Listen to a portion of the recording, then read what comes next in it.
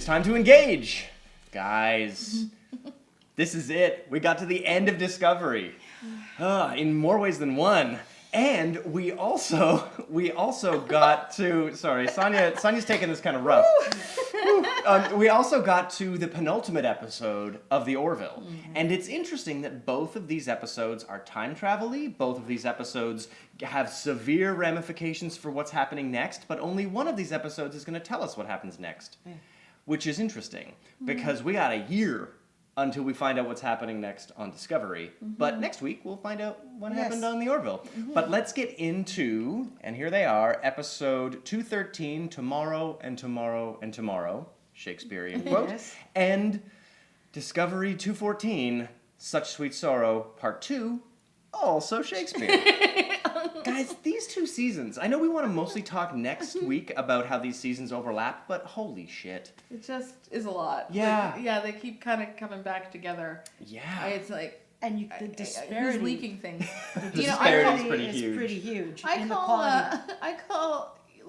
think Jonathan Frakes is a mole. Like, he's the one who's back and forth on both shows. Maybe Frakes is the mole. Is he dropping things in the writer's room? He's like, listen, Orville, this is what Discovery's doing. Hey, Discovery, Orville's doing this. He's like messing with everybody. Yeah. Oh, I believe it. Frakes must be a mole. He's the only real overlap. Yeah, that's true. Interesting. Okay, so let's get into this episode of The Orville, because it did some fascinating things that had some very interesting Star Trek The Next Generation parallels, and set up for, like, future Star Trek The Next Generation parallels. Mm-hmm. And yet, it seemed like it ran the risk of being a bottle episode, where the beginning and the end are so symmetrical that it doesn't matter. This episode didn't even need to happen. I'm considering... Riker's second chances. Okay. The idea that, oh man, look, this transporter accident made two Rikers. And this one's still a lieutenant, and this one's a commander. And that interesting story of like the senior and the junior officer of the same DNA, and how they exist together. And I feel like the Orville gave us a moment of that and then took it away in this episode. Vanya, do you feel like this episode was going to have no stakes at all? Were you expecting a bottle episode, or were you expecting that ending? I kind of thought that the way they said that it was going to be matched up, like that she would be back, would happen, and it would be kind of a total, a bottle episode, just very episodic, and then we'd be done with it. It was a nice surprise that it's going to continue, and that it will have some impact on the overall show. Yes. Because, they had to do that because they basically just ripped off a whole entire TNG episode again. So I'm like, good on you for deciding at the last second to take it further, because if they hadn't done that, I would have been like, we're back to that same, O'Brien episode, where they're just copied it basically copying it almost beat for beat, and I did watch Second Chances again. And it is almost beat for beat. The relationship between the older relationship and that person dating the other person sitting on the bridge. Again, the fight between you weren't ambitious enough and you didn't succeed where I wanted you to succeed, and you dropped the ball there, and I'm better than you and I would have made different choices. Like, it's almost verbatim. Hanging out with other people's friends when you're when you're not that person.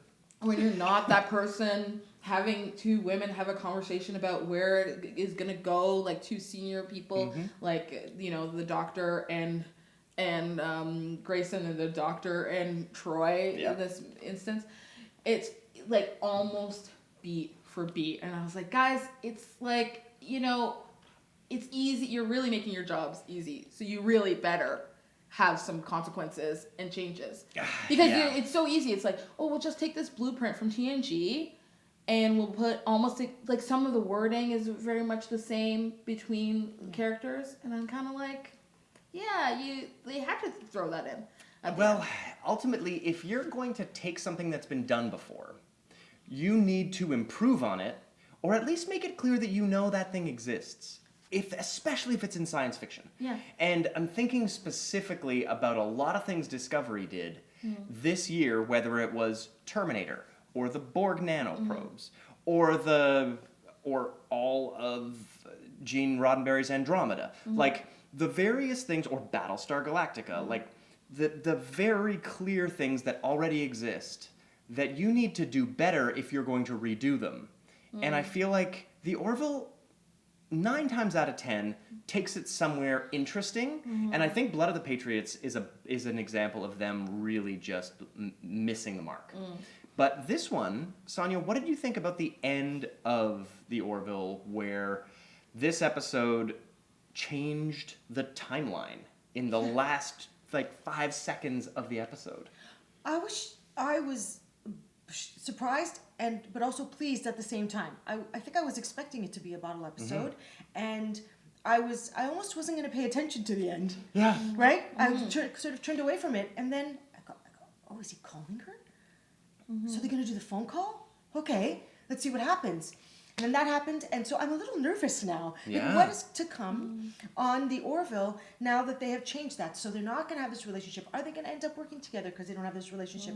We're not going to have this team now, or are we going to have this team? I don't know. It means it's Mercer's exciting. not going to have that breakdown, which Yes. means he could very well become a captain of a far more impressive ship by then. Like, there are a lot of interesting things that are going to happen in the next hour of this storyline because of that.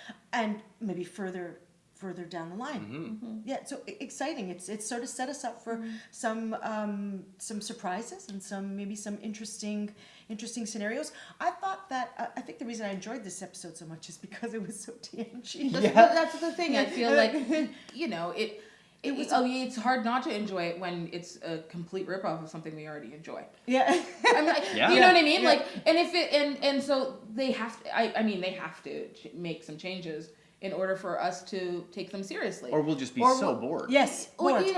Or even if we're not bored, we're just like, oh, that's a warm, fuzzy place. And then when I watched Second Chances, I was like, oh my God, I miss you guys so much. I went back to it and I missed them more, and I'm not as attached to this crew. And in fact, they showed more of the crew in TNG. It showed the mastery of, by season 6. Of TNG, it's so the mastery and how they add all these different characters. They all get to kind of have their little moment, and they tell the story. And even though it ends kind of like nothing changes, we know that Thomas Riker comes back in Deep Space Nine, change things, and that there is that risk of the fact that they're the same person, how that can change, and the fact that how it's handled in TNG is that they're the same age. Yeah. And what is the impact there where Kelly is younger? Like, she's actually physically younger. Yeah, and I thought they did a really neat job of that, showing how the life experiences of this person, not because they were, trapped on a planet for X number of years, but because those 7 years hadn't happened yet. Yeah. I thought that was a fascinating thing to get to watch the sort of older, younger relationship dynamic happen and have Mercer expect one thing to happen and then realize, oh man, I'm a different person and she's not, and I can't do this. It's funny because on TNG they were like, oh, they said the same thing. You might not like this person. Be careful. The same warnings were given by the older or the one that we know, the Prime Riker. Prime Riker. Yeah, and they both gave the same warnings about being careful. Like, I will make the same decisions. I will do the same things that I've always done because this is me, and I am familiar with myself. Where with the younger Grayson, they did the same thing as they both had this great ambition, and that they also became more rigid. Like, Riker's more rigid. He plays it safe. Like that Prime Riker plays it safe. And same with Grayson. She plays it safe. She can't think out of the box the same way. Yeah. So they didn't even change it as much as they could have. As much as they could have, yeah. With the youth thing, they didn't really put that in play except for the club. You know what I mean? But they actually did take exactly from TNG the same sort of thing. Yeah. Although they did show that all of that's bullshit. Because she then went ahead and made a very different choice because of the things that had happened to her, and I guess the brain damage that could have occurred to her. Like, they were very specific to say, we can probably put her to the way she was, but there are risks of brain damage and a memory wipe. It seemed like it didn't work, the memory wipe.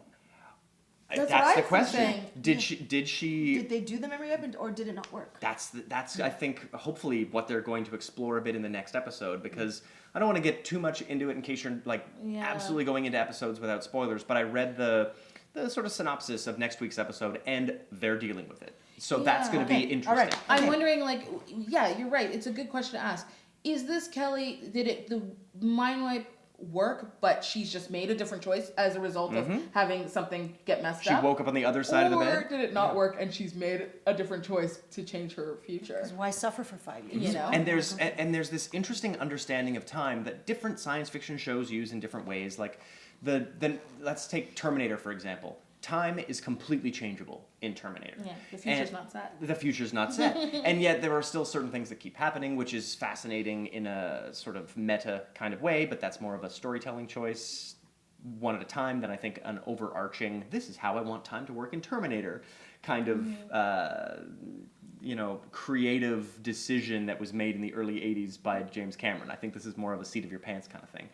And then you look at Back to the Future, where it's a show that uses time in a way that is completely changeable, and the things you do wind up rippling forward. And then you look at a show like, I'm going to go with a deep cut here, Gargoyles, which has a bunch of Star Trek voice work in it, so I feel like it gets its little sci-fi fantasy spot in my heart. And that's a show where time is immutable. Everything you do has been done. And if you go back in time to try to change something, you're the reason it happened. Yeah. So these different ideas of how time works. Yeah, even Battlestar is similar. Yeah, Battlestar, and I feel like everything has happened before. Now all this will happen again. This idea of young Kelly being like, yeah, well, I mean, you've already done this. That's why I wake up the way I did, and everything, and the mind wipe did work, and her confidence that is how time travel works. Yeah. And then she's wrong because she wakes up and has a different decision, and time is not immutable. Unless whatever decision she makes will still push her in that direction because it's destiny, like it's fate. I don't know, but they told us that he called, and she said, and she went on a second date with him that morning. Yeah, right? but I mean, even if she alters it, maybe somehow it has to force pushes itself back. Oh, I wonder. Do you know what I mean? Okay. And it's about fate. No matter what, they'll all end up on the Orville again. No matter what. You know what I mean? Interesting. That's a possibility too. Can I say one thing about the way they handled the science on this? First of all, it was clearer and more straightforward in the Orville than it was at any time on Discovery. Oh, for sure. But and I do say, as much as I enjoyed Captain Mercer's flip comments about how, like most of us, his brain would feel like something would happen to his brain if he had to talk about time science. I think that it sort of took a little bit away from that. Again, it put us in a place where the Orville is treading the line between being a comedy, and a serious show. And as much as I enjoyed that line from him, I wish that he hadn't said it. I wish he had stayed serious about it and maybe said nothing. Like, I'm glad they didn't go into it too much to just confuse us. But I just wish he hadn't said that. Yeah, I feel like the moments where there's fun that you can play with is like Bortus and Clyden dancing in the club. Yeah. That was fun and weird and entertaining. Yeah.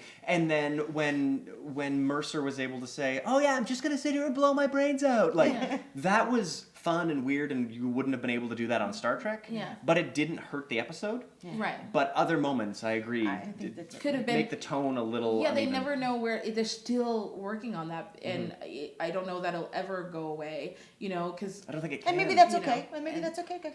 Yeah. I mean, there's a lot. It's It has part a of lot the to DNA offer. of the show. Sure, it's okay, but it's like I'll just go and watch TNG again. You know what I mean? Like I'm not.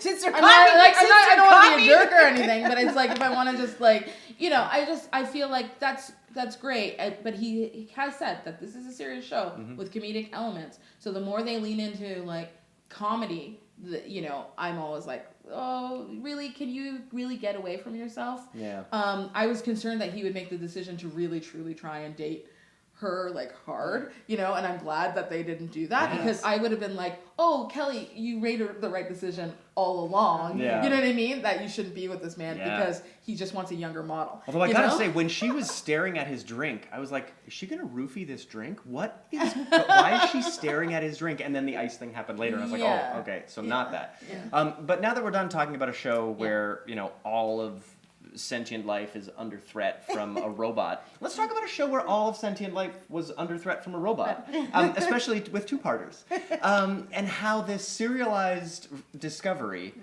had a two-parter in it. I think we decided that they were wrong calling it that. They should never call anything in Discovery a two-parter as long as they're going to stay on the track of being a serialized show. Yeah, if you're a 14-parter, you don't need to be a 2-parter. Don't ever do that ever again. Discovery, don't do that. Yeah. And it's easy to never name that. It's easy to change the name of the show because you don't put it on the friggin' screen anyway. Yeah. Right, so exactly. nobody needs to know it's called part 2. Yeah. All of these shows are the next part. That's the kind of show you're making. But again, I feel like I this don't know is if an they know episode. that they Oh, this Maybe episode. they don't know that it's a If serialized. anything proves that they don't know what this show is, this was the episode that did it. Because I've never seen a show so desperately try to become another show, ever. They so clearly regret every decision they have made in season 1, and this episode tied it up in the messiest bow I've seen in my life. Can we talk about... I don't even want to talk about the beginning of this episode yet. Let's talk about the end, where they are desperately trying to explain why Michael will never be spoken of, the spore drive will never be seen again, the Discovery was lost and no one knows. I don't think they needed to get rid of Michael. No. I think the spore drive, that's a good thing to get rid of. Yes. And say, that's a spore drive, you say, you know what, Section 31, you take that on, that's yours, it's gone. It never had a spore drive. That's a perfect kind of technology that you want to hide. They're already doing it in Section 31. Yeah. That's a kind of perfect thing. You don't have to hide a whole person. I mean, Spock doesn't talk about his family anyway. Yeah. No. So It's you don't not really like need there to do was- this extra work to hide her. Yeah, You know I what felt mean? like that line did not need to happen because there was never a time in the mind meld between Sarek and Picard Yeah. where they discussed Cybok. So Yeah, there's no exactly. need for there to be So- discussion about Michael either. Yeah. And that bit about Spock saying, we agree to never speak of your name, it's like, guys, And then we it's know like you they're- made a terrible I don't choice. like that You they're don't trying need to- to hide it that badly. Yeah, I don't know that. I didn't know that they needed to say that his parents had diplomatic immunity. Like, okay, we know that they can. They don't even need diplomatic immunity. These people can keep a secret. Okay, they'll just do it. Yeah. Yeah. One of them's a Vulcan, for Christ's sake. That's all they do. Yeah. You know what I mean? Yeah, Vulcans live a lie for a living. So that makes perfect sense. Yeah. So I was kind of like, if we're talking just about the ending, I was frustrated that they did not have to get rid of Michael and basically everybody on board Discovery. Yeah. Even Giorgio. Why would they say? Okay, like, this Giorgio show, I don't So understand. confused. How are we She's getting still it? on Discovery. Is it a So Giorgio what- show 1,000 years in the and then- future? and then Do we are need they- that many Star Trek shows 1,000 years in the future? Well, I mean, 'Cause- hey, listen, like, I wouldn't complain if the shows are in the future. Well, Kurt Smith because- said Discovery is going to be 950 years in the future. Well- It's going to take place. Yep.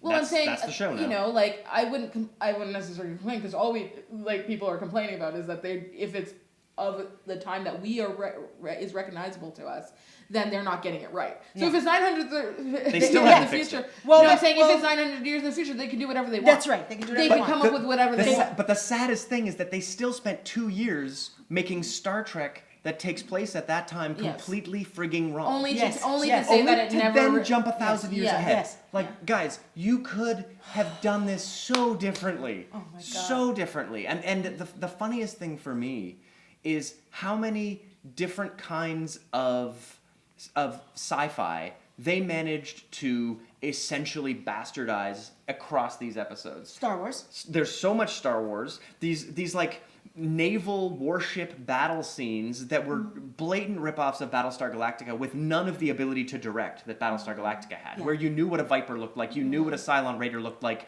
before massive episodes where explosions were going to happen.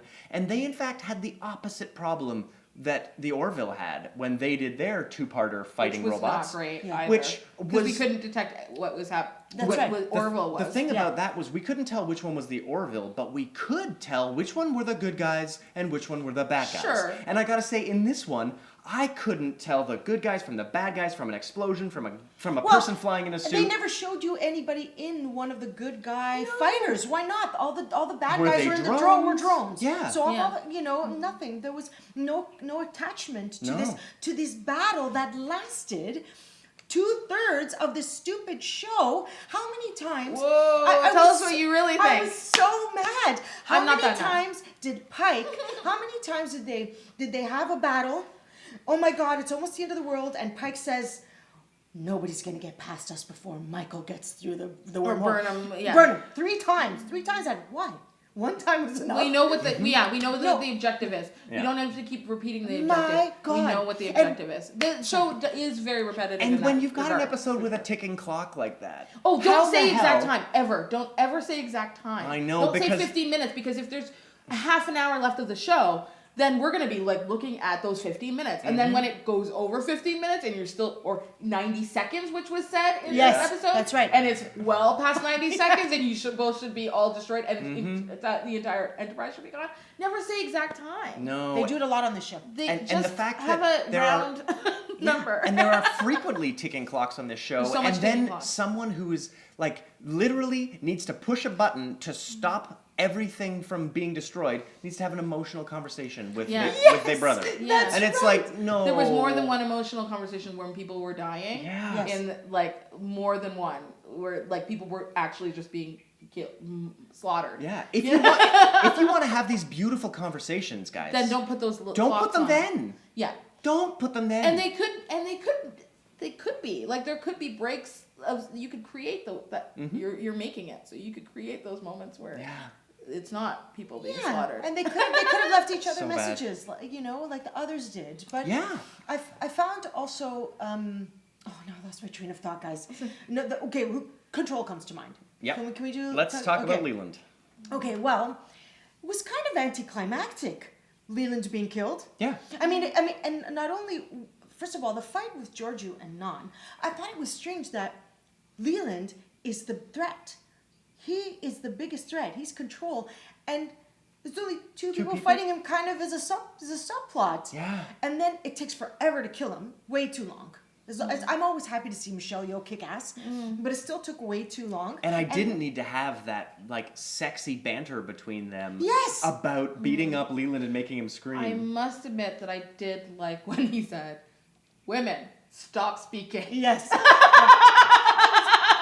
but and also At the beginning, that was pretty funny. very funny. And Yeah. also, guys, when the scene that both Michael and Jet see when they touch the crystal, it wasn't. I thought, oh my God, when that happens, it's the end. It wasn't even near the end. No. Well, I just felt like they're yanking our chains. I felt like they set us up for something, and then just disappoint us.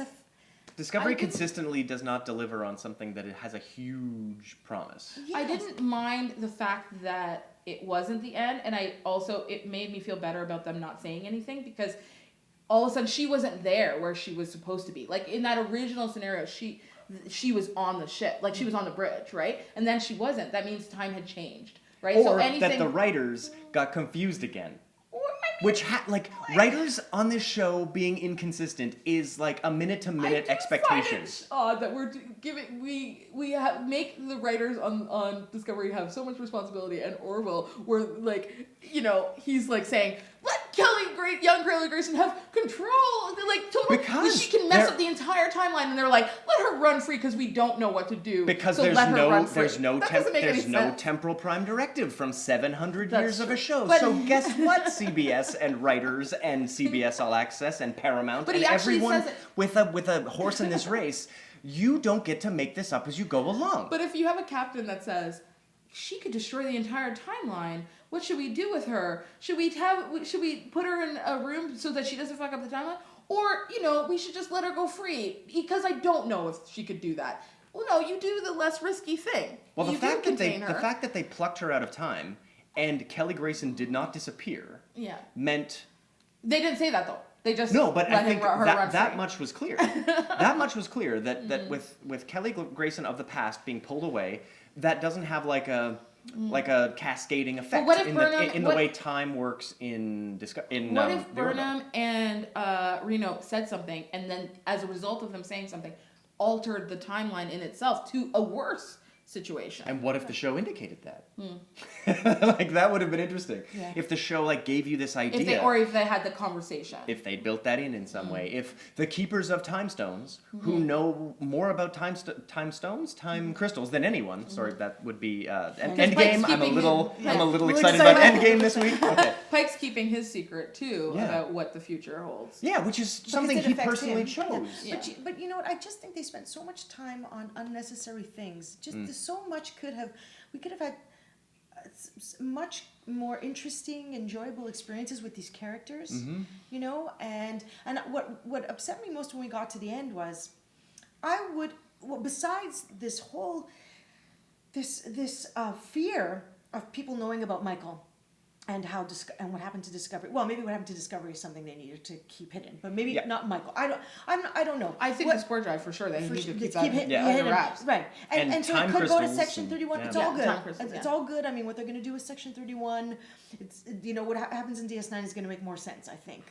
Hopefully. with Yeah, the because Georgiou they show. kind of get to reboot Section 31, which is good. But I wanted to see less of that confusing repetitive battle, and more of them winning. Like, I wanted to see them in the next phase already. Yeah. And I guess it's my fault. I don't know why I expected all that to happen in one Yeah, episode. I would have liked because to so much happens, but not enough. Enough, Like yeah. not the things that you want to happen. Yeah. Yeah, and they made this Yeah. a two-parter, which means you've got the shape of one episode, which is like exciting, rising action denouement, stretched across 2 hours. And Yeah. this was like a 1 Yeah, hour this was 1 episode. hour. Yes. The way So they filled the you've got hour. all that room for denouement, where the characters we saw at the beginning of your show, Star Trek Discovery, on, the ship called Discovery, were the people that we were interested in the story of. And instead, the closing minutes of this episode were about the characters we have been told are not in the next season. Yeah. It was about clean shaven, as we expected, blue tunic That's wearing why we didn't Spock. see blue so much blue, because then it would have more of an impact when we Yep. saw his blue. But still, it's kind of like we knew that was coming. Yeah. Also, we can't be worried about Spock because we don't even know when Spock dies. Yeah. In Star Trek, And like, we know- we know that he meets Picard. Yeah. Like he's got at plenty to time. do. He's gonna live a long time, so we can't be panicked. I think I was happy to see that little bit of Enterprise at the end, but I wanted to see, and they're moving on to their next phase. But I they're- wanted to see Discovery. But the last thing you want to see in a show is a reminder of a show that we Yeah. already love, and that's the very last thing we see. Yeah. I agree. And we were like, oh, I love you, Pike, so much. Let's see you have the send off of a show that has nothing to do with you, really. Yes. And then when that music cue at the end for the credits, if you watch them, it weaves the Discovery theme in with the original Star Trek yeah. theme, which I gotta say, at the end of this episode, I had to go look up a interview with Alex Kurtzman to find out what the heck the third season's about, because everything about this last 5 to 10 minutes of this episode tells you the next season of the show is about the people on the USS Enterprise. Exactly. Why didn't they end it with Yeah. what happened with the people in Discovery in 950 years from now? Yeah. Imagine those images. But don't worry, all Imagine you really if- need to do is watch the mid-season finale of Discovery Season 1, when they're like, oh my god, we just went through a weird thing. Where are we? Bum bum.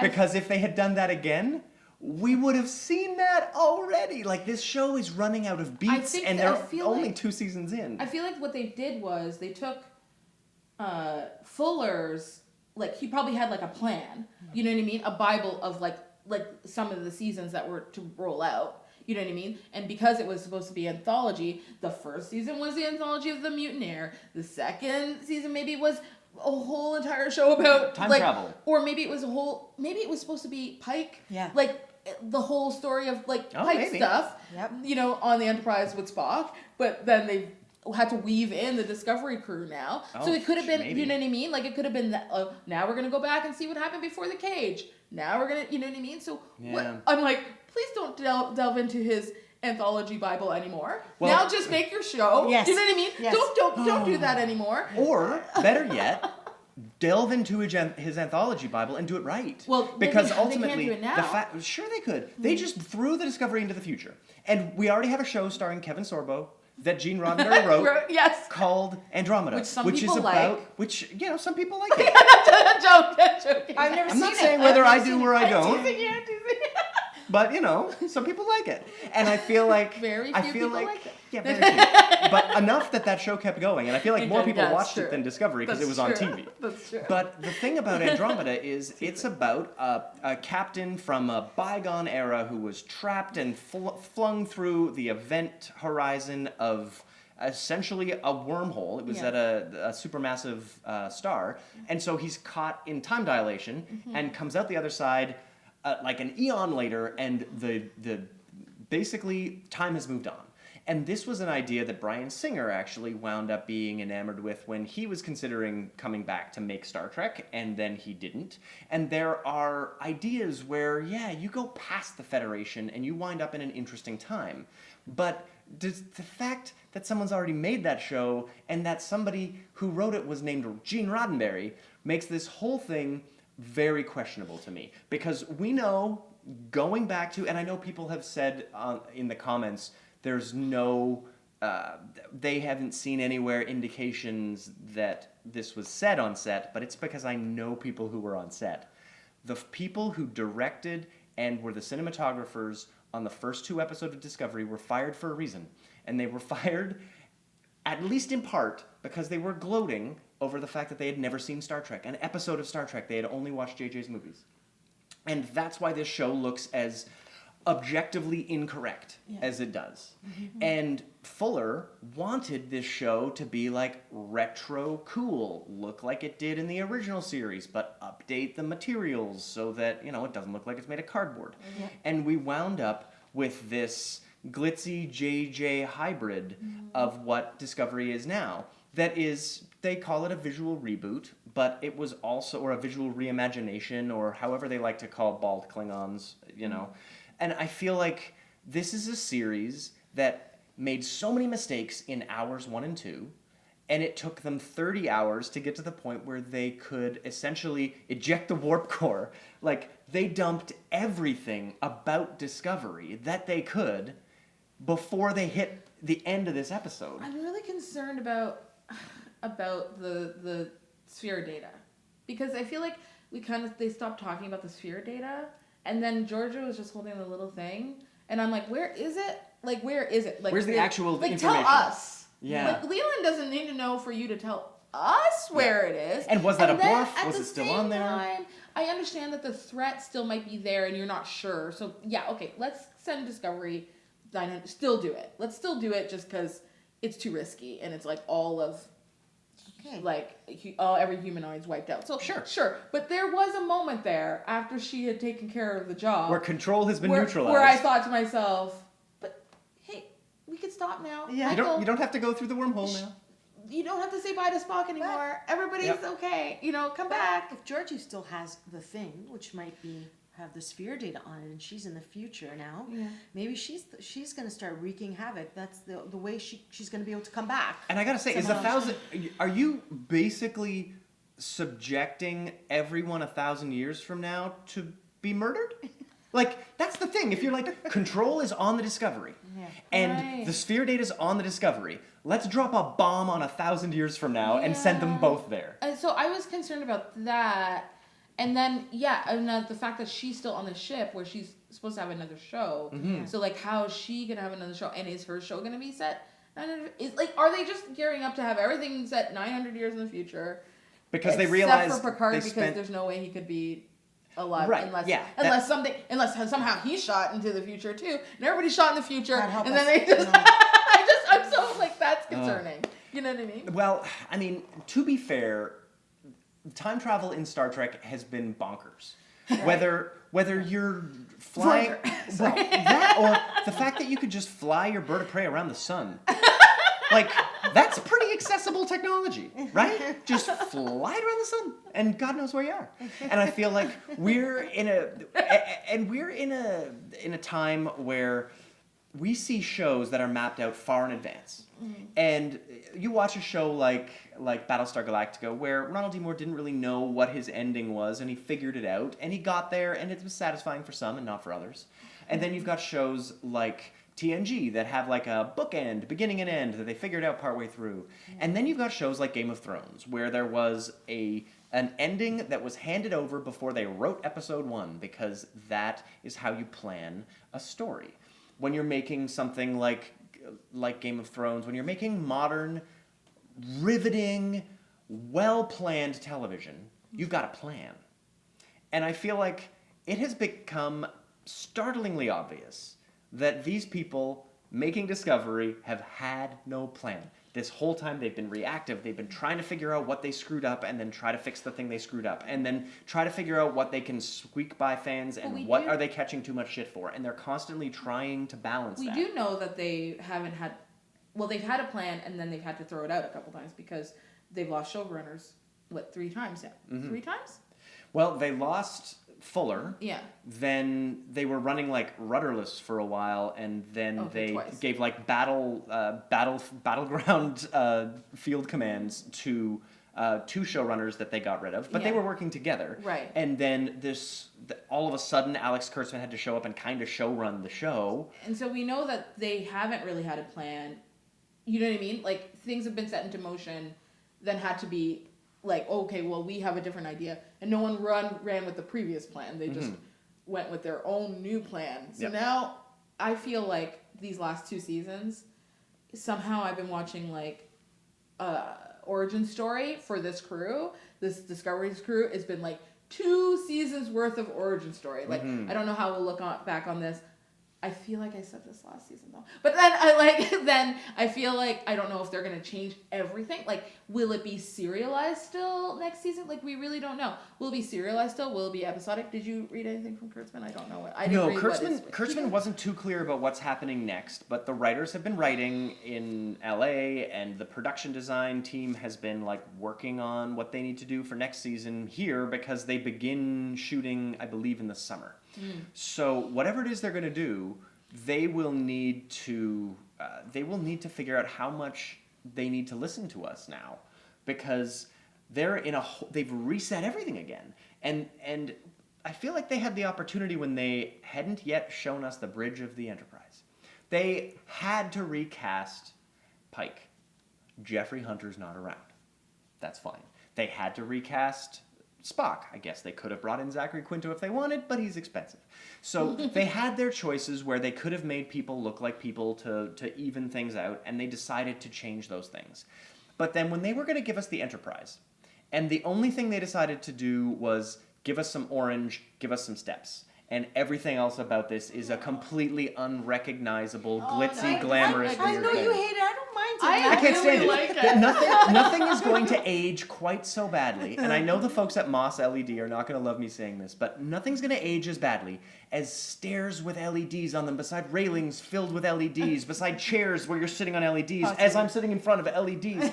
Nothing is going to make something feel so 2018, quite like this production design of LEDs every friggin' where you look. And I feel like a show like Battlestar Galactica managed to put lights in just the right spot where you walk past them, you lit the actors well. But they're lighting the floor, and they're lighting the railings, and they're lighting the ceilings. Galactica didn't really care about what it looked like as much on the inside. Like, their production, that was the point. The point was supposed to be like just rugged, like, but the cinematographer was a part of the design to make sure that was aiding the way the show was shot. Yeah. And I feel like Battlestar Galactica was allowed to look a bit like the old show or nothing like the old show because there was no canonical continuity between them.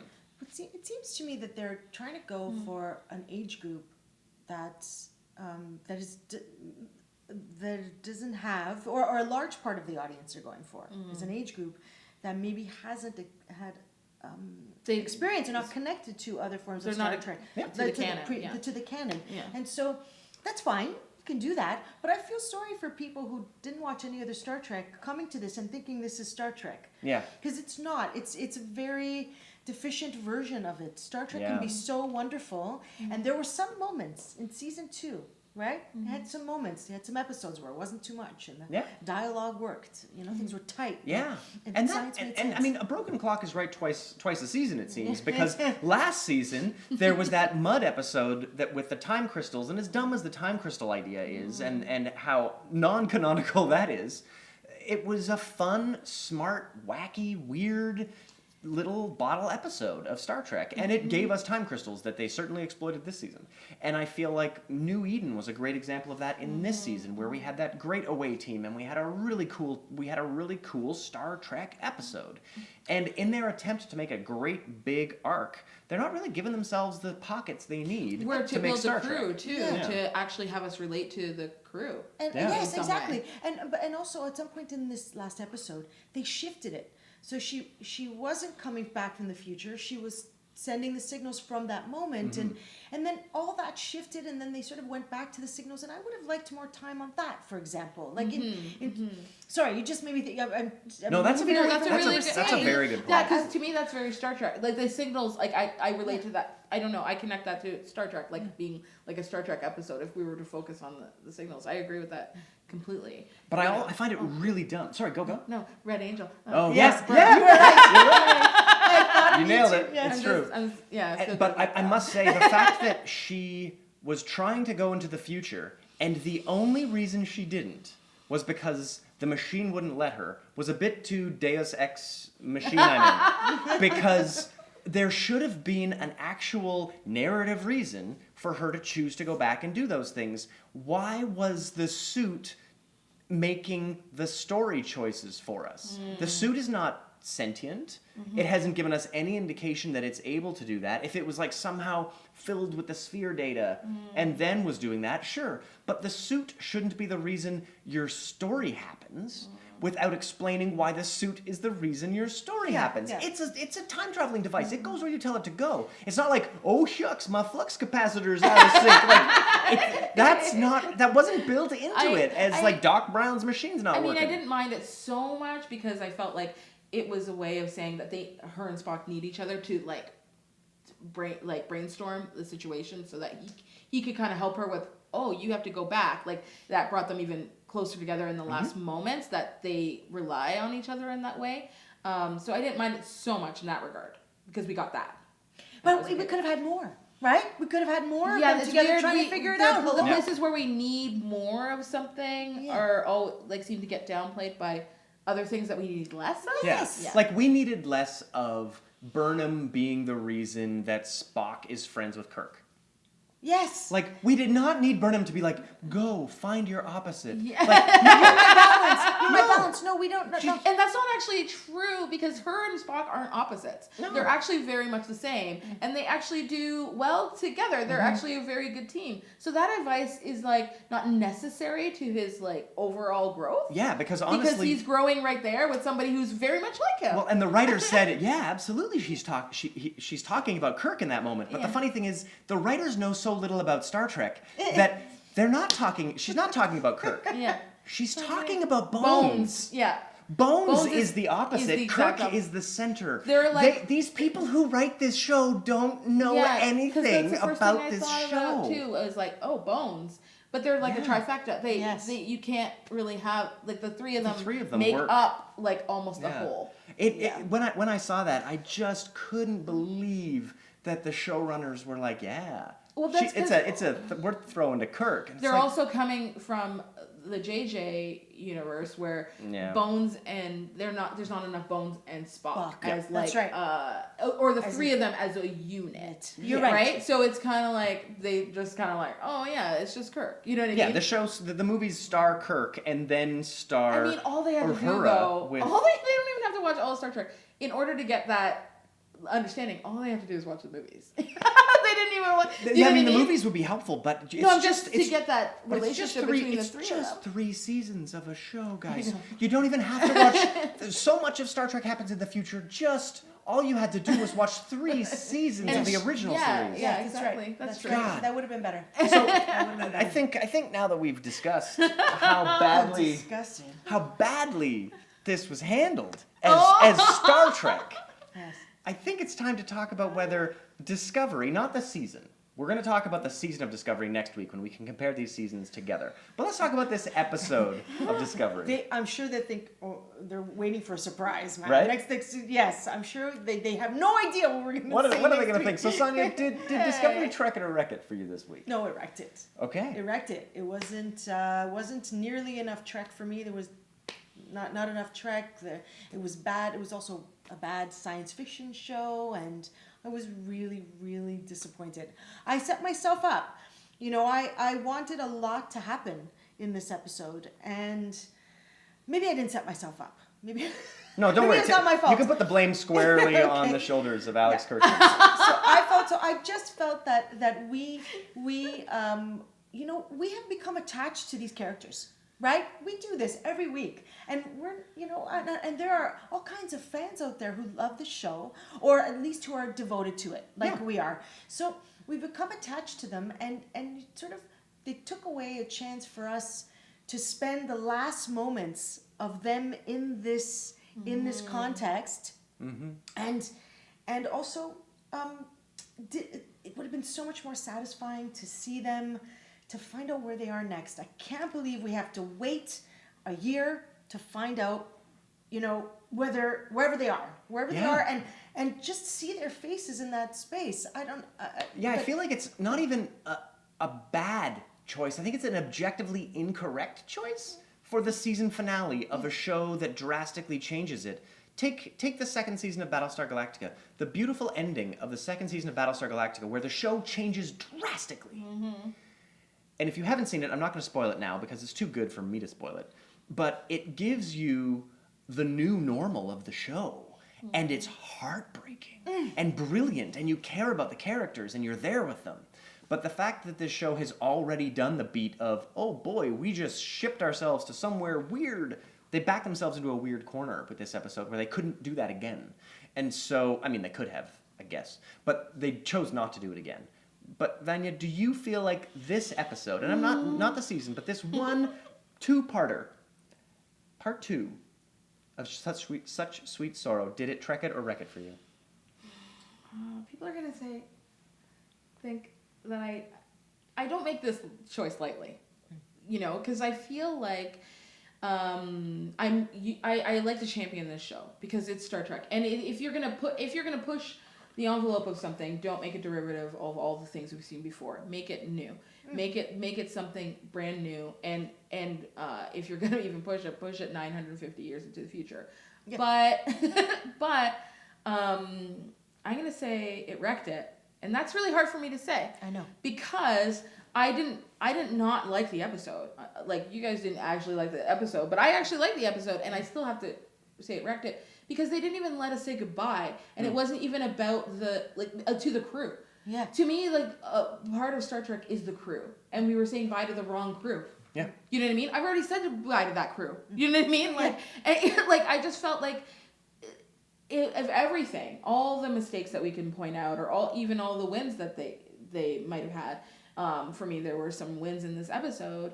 The wins didn't line up with the fact that we're supposed to be focusing on Discovery, and that's what the show is about, and what they did, and we didn't even really get to see all the sacrifice that whole entire crew made. That I trekked it for last week. Yeah.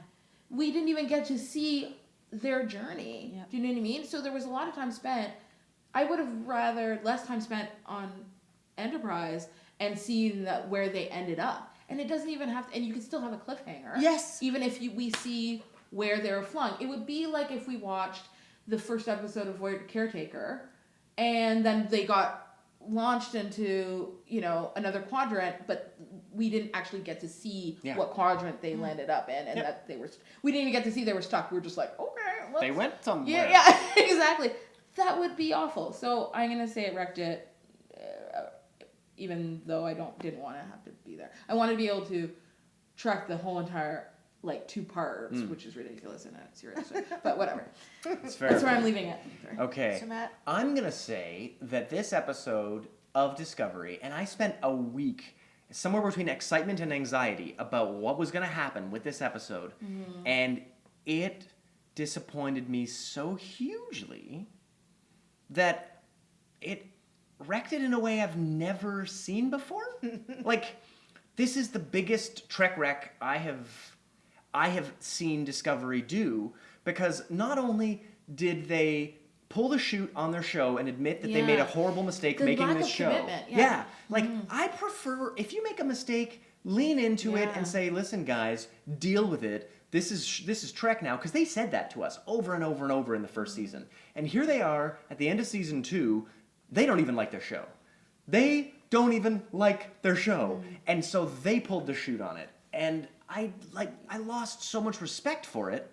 And that's a big problem. Yeah, because Star Trek's about conviction too. Yes, bravery, boldly going. Conviction in the characters, conviction in the philosophy, conviction in so many things. This is a and whimpering to see, retreat. Them have no conviction is sad. Yeah. Because we like Star Trek. It's like we want them to succeed. Yeah. I don't understand. It's like they think we don't want them to succeed. Yeah, I so badly, I was so excited going into this thinking they're going to fix the show. They're going to fix the show. This could be the chance for them to fix the show. And then we don't get to see whether they did or not. We got to see a bunch of crazy desperate retcon to try to make it seem like they didn't break all of Star Trek by making 2 seasons of mediocre Star Trek. And it would be different if they had made exceptional stories and also broke Star Trek. Yeah. I feel like there were really bold choices in JJ's Trek. And as much as it was a brainless action movie, there were bold choices to say, we are destroying the timeline and making a new timeline, and now that's where we are. It was a bold choice, because at that point, Spock could die, Vulcan could be destroyed. There were so many things that could happen, and this was just middling, retreating Star Trek, whimpering its way to the end, and it just barely crossed the finish line, and we didn't see them on the other side Honestly, it might have been better if they had stuck with the Klingon War. If you think about it, maybe they could have done something to improve that. They could have worked with that. It might have been better than giving us all this retcon and making us like Pike and Spock and that, and which was so temporary, which took away from the actual Discovery crew. Yeah, because you're taking time away from building up the crew that actually is supposed to be there. This show I just don't kind understand of why you would do does that to your characters that we're supposed to, you want us to love, but you keep giving all of your attention to number 1 and Spock and Pike, you know what I mean, that are not even supposed to be around anymore. And you're right, Sonia, about the signals. I feel like the signals could have really done something, right? If we spent more time on that, why specifically those? They flashed to those, but they could have spent more time, kind of exploring that and attached to what you were saying about how it could be the signals and with how it wasn't working, and maybe the catalyst could have been a reason built into that, not even just the suit itself, but the whole entire design, maybe even her chemical design as a person could have been built into that, and that could have been science that you love so much, the science, right? They could have used science to tell that story. So it's instead of just buggy equipment and emotion. Which doesn't seem like the way it's going to work with Spock. Sorry, can I say one thing about the design of the Enterprise? Yeah. How they blew it up and had the chance to put it back together in a canonical way and then didn't? No. Okay. How they killed the Admiral for no reason because they put the lever on the inside. Why would, if you have a blast door and there's a lever for it, why would it be on the inside of the room that could be disastrous instead of the outside of the room? And why come they couldn't use a transporter? They established they established in season 1 of Discovery that they had site-to-site transport, something they didn't have. Yeah. But in this new goofy version of Star Trek where they're visually redesigning it, we're also changing canon, and they gave us site-to-site transports. Yeah. But apparently not on the Enterprise. And then it was hard to get Spock, but then all of a sudden they were just beaming him after he said, they can't even beam me because they're so, it's everything's dire. Then they did beam it. And so it was kind of they just killed the Admiral. I just felt for no reason, she should have been outside. At least she should have been outside trying to pull a lever and then realize that the lever didn't work on the outside. Yeah. But to have it designed on the inside. And can we talk about that is come on, man. They have plexiglass windows that can withstand a warhead going off, but they don't have an actual hull that can take a warhead going into it. Come on, guys. It's so embarrassing. I'm just put the lever on the outside. Have a Jeffrey's tube that she could climb out of. You know what I mean? I don't know. Something, just anything to save her. I felt like it was rude. I don't like when characters, it's one of the reasons I haven't caught up with Game of Thrones, because I don't like when characters are just killed. You know what I mean? I feel like if you want me to love your character so much, you better show you love. Do. Yeah, exactly. Yeah. So the fact, and then Star Trek, I just feel like that's not a Star Trek thing either, to just kill somebody for no reason. Mm-hmm. Yeah. And so that was another reason I wrecked it, and I liked the episode. which is like odd. But I was pissed off. That lever, I will never forgive them for that. And I won't Placing forgive them that manual override On the inside wrong that spot? Come on. I'll never forgive them for that. You know what I'm not going to forgive them for? More Hallmark saccharine language come out of Captain Pike's mouth. Yeah. My No, family. Come on, you've No, known I them like for a it. week. No. My family. No, I- No, my friends. When Yeah. he said Hey, my listen. friends, I thought, oh, okay, that's lovely. Oh, You know, It was, again, it was Discovery. it was too lame. okay, yeah, sure. I mean, it was a little sappy, but I still don't mind it. And but I mean, you know, when you're in the shit together, you can't come out in a week. But feeling he's That's like not been- how we want him to show it. That's not how I want him to He's show been it. on a 5-year mission with the people in the shit on that bridge with him. And then how do you think those people feel when he's like, those people I've known for 10 minutes, my family. They're extended. I don't know. I'm not gonna knock them for that one. The sentiment isn't It's even a show. bad. It is a show. Yeah, it's just the way that they write it. Yeah. Why they can write it better. We hear better writing with It those is- emotions coming out of it all the time, everywhere. Well, the thing is, it is the family thing. It should be more attached to the Discovery crew themselves than him as an Yes. outsider. Yeah, it's something Saru could And say so- about them. And so, if they showed the crew themselves at the end, they could have talked about family all they fucking wanted. Can I just say one thing though? I do want to make a confession. I would not have gone on Discovery. I wouldn't have stayed on Discovery. I would have gone on the Enterprise. Is it my imagination, or was Discovery not set up to be like a skeleton crew of just the There's so necessary many people. And everyone's There's a they've commander. got a fully stocked everything. Every room is fully stocked. Apparently, with people. every commander in Starfleet is on. Yeah. Oh my God, Commander. And who's going to be in charge of the ship now? Because Saru's the commander, but so's every friggin' buddy on that ship. Yeah. At least in the future, there'll be no other captains. So Well, theoretically, yeah, he would be the only that's one. an- Couldn't they have given us a captain, like less fighting, more time together with Discovery crew, and a captain? Wait, but Michael I Burnham. actually don't understand what's going to be there in the future either. Yeah. Because isn't You know it why? changed? Because the writers have no Do you know- idea. What is that it? would What be my changed? guess. Isn't what changed? No. Oh, you mean But like the future is Where that it's not change- just It's not just desolate. Yes, You would think. Because that's right. Because Like, that's they what changed Dr. the Burnham. timeline, Yeah, right? Dr. Burnham was saying how everyone was dead in the future. yeah, And Dr. Burnham back. Anyway. I hope. I hope she comes back. Hopefully, with the same stupid science on the Orville that pulled Commander Grayson from another time and place. Okay. They hopefully will use the same stupid science on Discovery to throw Dr. Burnham to a safe place where she doesn't die. Because most of space will kill you. But maybe, just maybe, she gets whipped through a friggin' wormhole and doesn't die. I am trying to. I'm gonna keep this thought for Orville. I need. Because it's time to talk about Yeah. whether Orville trekked it or wrecked it. So, Vanya, did the Orville, in its virtual ripoff of Star Trek episodes you've already seen, trek it or wreck It's it? like I did the last time. It has to trek it. It trekked it. Yes. That's because they only did 25% new rating. Yeah. Do you know what I mean? Maybe less. Yeah. Do you know what I mean? Of course it trekked it. It's already an episode Yep. of TNG. Luckily, they created something that it will intrigue me for next week. That's brand new. And you know what? To me, that's the trick to new Star Trek.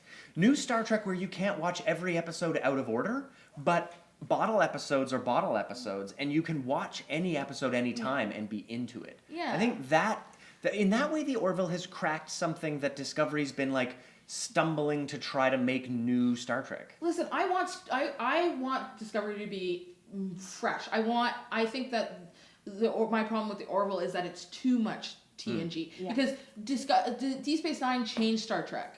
And it still was Star Trek. Do you know what I mean? Yeah. And it pushed envelopes we hadn't seen, and a lot of people said it wasn't Star Trek enough. And now we're saying it's so now we're saying Deep Space Nine is so Star Trek, and people really didn't think when it first came out that it was Star Trek That's either. right. And I remember You people know? complaining when the Defiant showed up. Yeah. That, oh man, now they changed the show. Yeah. The show mustn't have been working. Exactly, But the but thing no. is, that was a tweak to the show. Yeah, exactly. That's an upgrade, right? Yeah. So I feel like I don't care. Like the problem I think that Discovery has is that I don't care that you make the choices that you make. Have conviction in them, and actually then use the tools that are there and improve on what's there. My problem with the Orville is always that it's too derivative of what already exists. Yeah, that it's means too that safe. I feel like it's lazy. Do you know what I mean? And they're not taking enough risks. And that they're kind of coming off getting all this like hype about being Star Trek itself, but of course it is because it's a blatant ripoff. Yes. But I will say, and they have set themselves up with the easier task. Yeah, exactly. Yeah. It is much easier. They don't even have the name. They don't have the name to live up with. They're just kind of sitting there. And so if you're going to sit there back and be like bask in all of that, then stop ripping off a show and write your own stuff. Well, they could take You know the what I mean? chances. They That, could you know, take they some- have they have right? the opportunity to take even more chances Yeah. without the name, and yet they're still just riding in that pocket. You know what I mean? And like taking out all the accolades for being a ripoff. I'm sorry, you don't get that from me. And to be honest, I can't blame them for it because Discovery's not being Star Trek enough for some people. But I mean, I feel like that's more of a risk. That's hard. That's a harder job. Yep. It's a much harder job. Another thing that I'm feeling like what you were just talking about the technology of the time travel thing, which is totally bogus, and we know that's completely silly, is that why is Isaac allowed to do these things? Right? Yeah. Why isn't he in a prison? Do you know what I mean? Like, Hey guys, I just made a time bomb. Yeah. Like, he shouldn't have access to certain things. And Lamar was there, but he should have to check through every single thing that Isaac does having to do with technology on that Because ship. he's a Kalon. Yeah. It's a bit like how 7 of 9 was a little more scrutinized than Yeah, most of but the they other were way people on the harder. ship. They were way harder Yeah. on her than Isaac, and she's by herself. Yeah, for all they know, Isaac is a secret agent, Still. and he's still allowed to make these things. Yeah. It's And that's a big bonkers. thing that he was able to. That's a huge impact that he was. Yeah. He could have done that on purpose to screw up their whole entire timeline and mess with everything, because Orville might be like the hero of this whole entire That's thing, true. and now he's totally effed with it. Yeah. But they just let him do whatever he wants. And maybe in this new timeline, the lights will be darker. I don't know. or Maybe. something, anything to make Please. it darker, or throw away Those uniforms. Well, I've got to say, if they can bring a few more of the krill on board, so they have to make it darker all the time, that'd be nice. I Yeah, forgot yeah, about that. that's That's true. right. And speaking of people who have forgotten about light sensitivity, Giorgio seems fine all the time, no matter how bright everything is. Yeah, Like, that's true. remember how Terrans have like crazy Yeah, yeah, yeah. eye Oh, I sensitivity? forgot about that. Because so did the Discovery writers. Everyone forgot about that, it seems. Like, and it's what? one thing when they get something wrong that some Star Trek writer in the 60s or the 80s wrote. But when they get something wrong that they friggin' wrote, come Man, on, guys. I'm busy right now talking about the downfalls of the Orville. Right, fair. Don't take that away And, from and me. remember, we've got all next episode to talk about the downfalls of the Orville against the downfalls of Discovery. Yeah. Anyway, I didn't know. I want both of them to succeed. I don't want to talk about anybody's downfalls, really. I really want them both to succeed, and I want Orville to step up this game and not be lazy, especially when they don't have the Star Trek name and can take even more risks. Yes. And I think now that they've established that they're truly, like, they've got staying power, and there are very strong rumors that a third season's about to greenlit, so hopefully. But Sonia, did the Orville trek it or wreck it for you this week? Well, Vanya has very insightfully and articulately said what I was thinking. It did trek it. It did. I thought I said wreck it for a And I second. like, and I, No, no, it I did like the trek- episode too. Yeah, and I liked yeah. the episode, but I was underwhelmed. I mean, I enjoyed moments about it, but it wasn't exciting. It wasn't. It was familiar, of course, and it was enjoyable for that reason. And maybe because Discovery was so disappointing, I think I enjoyed this Orville episode more than I normally would enjoy warm this blanket. Yeah. this kind of Star Trek episode, because there are, like, I'm rewatching some TNG and the original series. I'm kind of watching a lot of the original series for the first time, so that's its own special thing. But there in TNG for sure, there are episodes that weren't as strong, right? Yep. And so Especially in seasons 1 and 2. yeah. And so this one, you're Sure, right about certainly. they really hit their stride in season 6. Like, they're beautiful episodes, right? They- You know, the there's- celebra- it's masterful. Like yeah.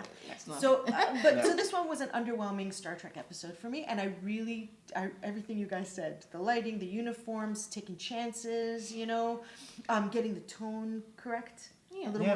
more, Yeah, for this episode, for me, Orville trekked it, absolutely.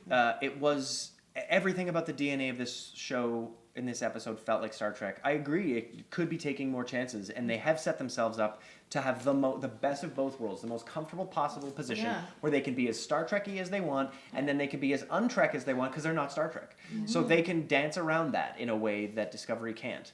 But I must say, they have found a formula where there is an overarching thing happening through a season, through the whole show so far. The Krill, there's been a storyline with the Krill this entire time. The Kalon have been an interesting thing bubbling in the background. Getting to see the Mocklins and the way they're positioned in the Union. There's a lot going on. And I feel like I'm talking about what we should be talking about next episode when we're talking about seasons. But this episode of the Orville felt like Star Trek. Yeah. Lazy, but for that last moment where they set up something that may change everything. That's the I don't win. know. That's the win of the episode. This episode is the grabbed me in that last moment when they can do something that Star Trek never did. Never did until Deep Space Nine, when things started to actually impact episode after episode. Like the day after Locutus of Borg becomes Picard, he's got a Band-Aid. And then he's fine in the episode after that. But he's not, because then he has to go home because he's psychologically damaged from and then that doesn't show up again. That was a two-parter, I think. Wasn't that a two-parter? No, it wasn't. That was like the phantom but third part. But he was kind of like, I'm still in pain. Yes. You know what I mean? From it. Yeah. You know. And then The Inner Light is an episode that makes a huge impact on a character, and then the next episode's the same as it But would it have been also without. comes back. It's called Back 2 in another episode where he feels the pain of that. Yeah. Don't forget, he always ends up feeling pain later. Yeah. With the exception of like Thomas Riker showing up later, like these episodes had a tendency to be one-offs, and that's in the 80s and 90s. That's what network TV Until did. Deep Space Nine, which Deep Space Nine found the balance. You know, it's the blueprint for Battlestar. You know, it found that balance of being like, here is a long arc. In between there, we're going to drop in some episodic stuff. And then we'll come back and remind you, oh yeah, remember this thing that's still happening? And that hadn't really happened in Star Trek before. And the last Discovery has to find that. Yes, absolutely. They have to find the place where they can be serial and episodic simultaneously. Yeah, the balance is way off right now because they've got episodes that feel like bottle episodes, and then they've got arcs that mean you can't have bottle episodes in the last third of the season. Yeah. I just feel like Discovery's not pulling its weight as Star Trek yet. In DS9, there were over 20 episodes per season, and so their bottle episodes could exist very happily, and they'd be very satisfying without referring to, say, whatever part of the Dominion War they were in at the time, right? Discovery wouldn't be able to do that. But they could still work with it. I mean, you know, you can make it happen. Yeah. You know, I mean, they do have to come up with excuses for things, but they are happy to come up with excuses for things on Discovery. They could do it. They could do it over, if they did 14 episodes and give it as a reminder of what the overall theme of the arc of the season is in every single episode. There's a show that did that. Veronica Mars did that. Yeah. Where every single episode you would get like a bite of what in the first two seasons. They didn't do it in the third season. They tried to do it in 2 parts in the third season. But they give a little bite of what the arc season of the arc whole is. entire show is. And then they had their bottle episode storyline, which is their A line.